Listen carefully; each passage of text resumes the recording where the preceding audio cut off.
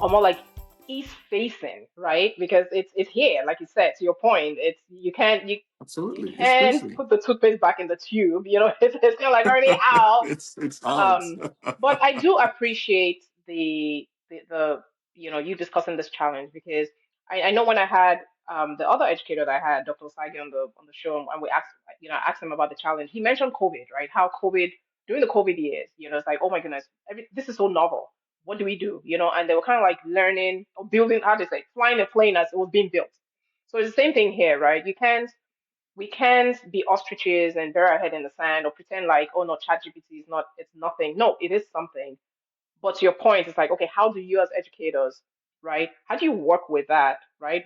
Within the remit of ChatGPT, draw out the positives, right? And sort of like minimize the negatives. So so it forces even you educators to, it keeps you on your toes, really. Yeah, Yeah. yeah, and the thing, yeah, no, absolutely, you're absolutely right. And I saw your interview with Dr. Sage, by the way, and shout out to Dr. Sage for the work that he's Thank doing. you. People like us came into education late in our lives, so kudos to him, Right. who's especially tackling the early childhood education. That's just really Hmm. hats off to him. But the thing with AI is that it just will make the world operate on a much more efficient Hmm. pace. So once upon a time, to buy a tool, you'd go to your local hardware store. Hmm. To buy an electronic, you'd have to go to your local electronics store. You'd have to, but these days, right, you get, e-commerce. You Hmm. can buy anything. You Yep. can order something from China and it comes to you, and the world, you see everything, and with AI, it just, everything is served up to Yeah. you, right? Tailored to your Yep. needs. And so we live in a world where the efficiency, right, and the rate of processing of information is not only exponentially higher, but continue to grow Right. exponentially, right? And so what this means is that it's going to spawn entirely new ways of being and entirely new ways of thinking, Hmm. of approaching Hmm. commerce. I give an example where the research that would take 2 to 3 hours Back in grade school, in grad when I school, was in right? school comes out in milliseconds. And with my kids, I say something, they pick up Google, they check it, fact check it And they instantly, call you out, right? like, no, dad, are you Yeah, sure? Because it's amazing. right. Absolutely. And then you throw in Chat GPT, it's not only checking, you're actually generating the information. And so where we then have to go is assume that all the information is not just Hmm. available, but can be organized and articulated in a way that's ready for production. Hmm. So we must accept that, get ourselves into a position we accept that as an input, Hmm. right? Hmm. And then if we accept that the input level is that much higher, Hmm. then we must go even higher to take that Hmm. input and build on Yes. it. So it is a challenge that people beyond my time will Hmm. solve, but I think that the world is going to be so much more efficient, right, because of it, and that rate of efficiency is going to keep growing exponentially. Hmm. Hmm. Wow.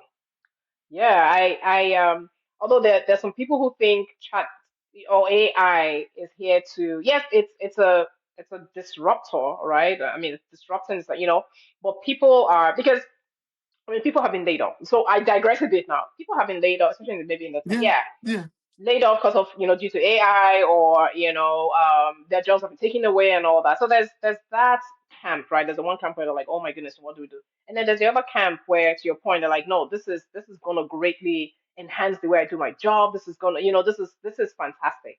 So I think society as a whole, or maybe humanity as a whole, are just still grappling with, okay. Yeah, no, absolutely, absolutely. And you see, the thing is that if you kind of go back into history and you look at the agrarian revolution, it requires new techniques and new approaches to agriculture.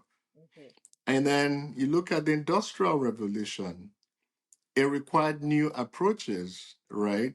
And then you look more recently at the technology revolution, mhm, right? So at every inflection point, mhm, and I see this as another inflection point, it uh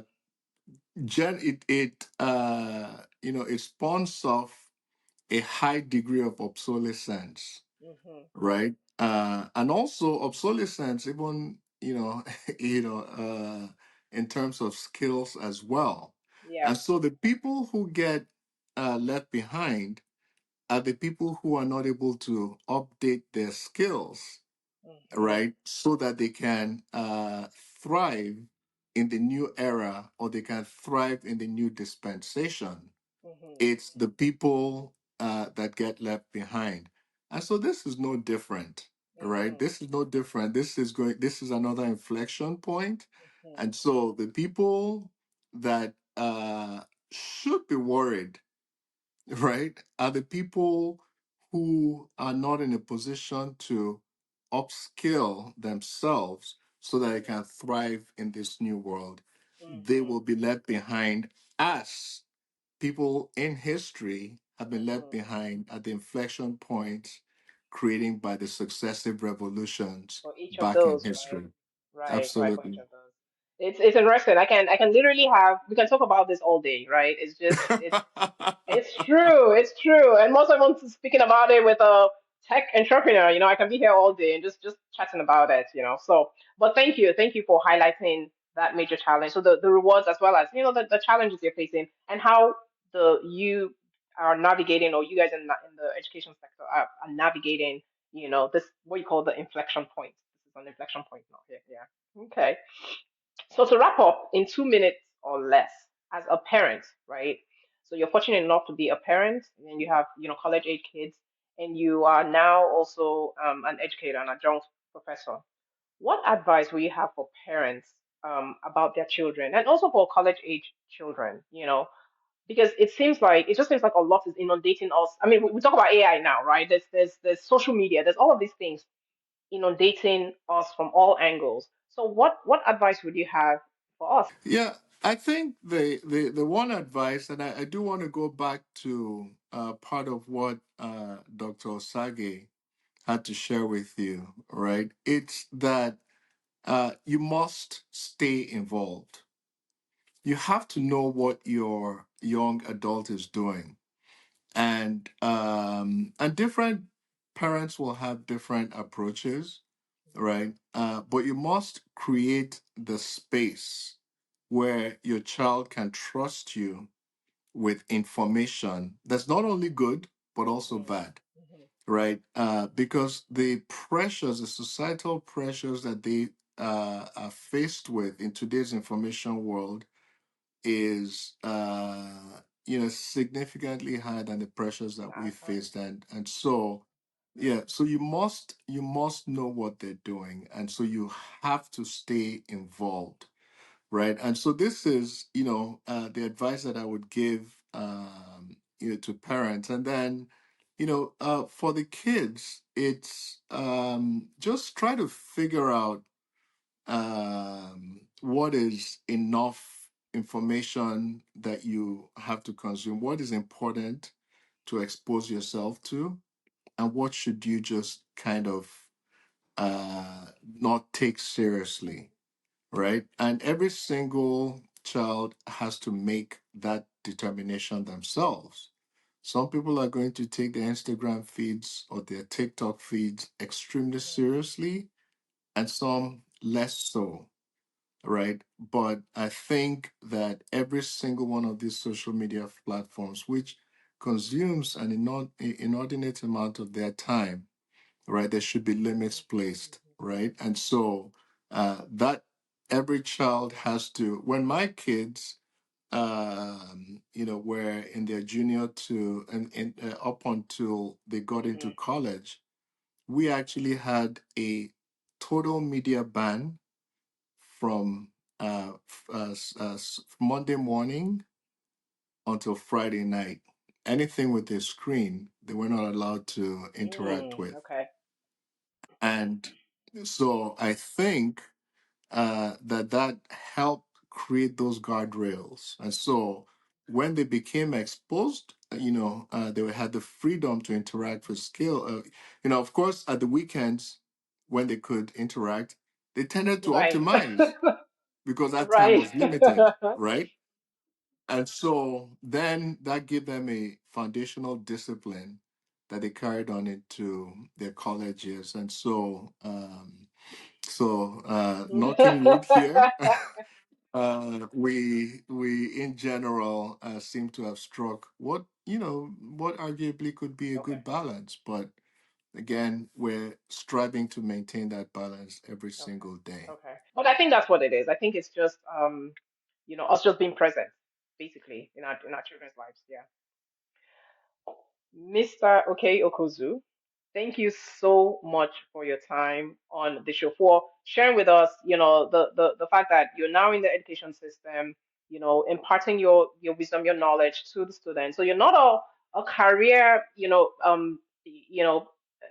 someone, you're not someone who's had the entire career in education like my other guests, but you're now into it and you are, again, imparting your own knowledge, and you guys don't get enough flowers. So hands up, hats off to you guys. Thank you so much for the work that you do. It is truly, I call you guys the ultimate philanthropist. That's just that's my term, because it's really selfless, you know, work that you guys do. Thank you so much. Thank you so much, and also, I mean, listen, you've created this platform for yourself, platform for us, and just keep doing the work that you're doing. This is just such awesome work. No, thank you. So, viewers, there you have it. Mr. Okey Okuzu, gladly came back on the show, but this time a different dimension to him, right? So, previously I had him on the show in a capacity as a tech startup entrepreneur, right? Or startup tech entrepreneur. And then now, in his capacity as an adjunct professor, teaching accounting and finance entrepreneurship class to sophomores at Montclair State University. So one person, multifaceted, right? But it's he's drawing on all of his experiences, from his corporate world, from his professional experiences, and bringing those to the classroom. But not just to teach and impart, but he's also learning from these young adults. And there's a wealth of knowledge just how to like unlock what's in their brains. Let's talk about it. Open up. What are your opinions? I want to hear from you. And all of that to create what I call a win-win situation. He's learning and they're learning at the same time. But these guys, educators, are the ultimate philanthropists. There you have it. If you've not subscribed to my show, these are kind of people you've been missing out on. Don't let me start 2024 like chasing you to go and subscribe. Seriously, share the goodness. Like, send this link to your friends, family. The goodness of your conversations with the Yobosa. I remain your host, the Yobosa. Until the next time on my show, I say you stay safe and have a super sparkly week ahead. Bye now.